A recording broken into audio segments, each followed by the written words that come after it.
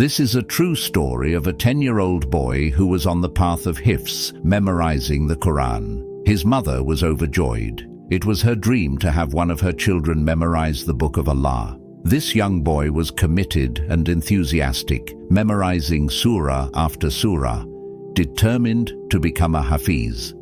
To support their memorization, the hifz program he attended provided each student with an iPod loaded with Quranic recitations. The boy used his iPod constantly, walking outside, riding in the car, sitting in his bedroom, always listening and memorizing. It seemed like a dream come true for his family. However, something began to change. At first, it was subtle, but over time, the boy began to lose interest. One day, he told his mother, "I can't do it anymore. I don't want to memorize Quran." His mother was heartbroken. She thought perhaps he had been affected by the evil eye. Still, she encouraged him gently to continue, but he was adamant. Then, one day, his mother walked into his room and saw him using his iPod. His back was to her. When she looked closer, she realized, to her horror, that he was watching pornography.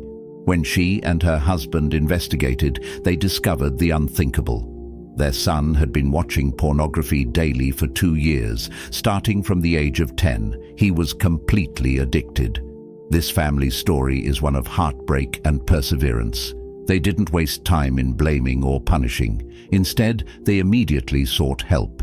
They enrolled their son in therapy and searched for support within the Muslim community. They found a program called Purify Your Gaze, designed for Muslims struggling with these issues. Unfortunately, at the time, the program only worked with adults, and their son was still just a child. Years passed, and the struggle continued. The boy battled feelings of despair. Many times he tried to quit, but fell back into it. This cycle of failure made him question whether Allah could ever forgive him. He became overwhelmed with hopelessness, but the parents did not give up. They kept him in therapy. They connected him with a sheikh who continually reminded him of Allah's infinite mercy, teaching him that falling into sin does not mean Allah has abandoned a person. Rather, sometimes Allah uses even our struggles to humble us, to remind us that He is the master and we are the slaves, and that our only way out is through sincere repentance and reliance on Him. Many people do not realize how dangerous early exposure is.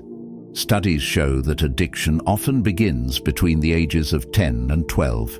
Scientific research, including brain scans, has proven that addiction can physically alter a child's brain structure. The battle becomes not just spiritual but neurological. Understanding this, the boy's parents changed their approach. They stopped treating him like a sinner and started treating him like someone battling an illness, an addiction. Today, they maintain an open and honest relationship with their son. Sometimes he comes to them proudly and says, "Mom, Dad, it's been a month. I haven't watched anything." They celebrate these victories. Other times, he breaks down in tears, confessing that he slipped, and they respond with hugs, compassion, and hope, not anger. Recently, his mother shared a touching moment. After years of struggle, her husband, a man known for being strong and reserved, hugged his son tightly and just broke down, weeping uncontrollably. He cried and said, "I'm so sorry. I'm so sorry this happened to you." It was a moment of immense pain, but also of immense love. The mother reflected later and said, "We made a huge mistake. We broke the #1 rule, never allow internet-connected devices in the bedroom." She said if they had just kept the devices out of private spaces, this tragedy might have been avoided. Brothers and sisters, the lesson here is powerful.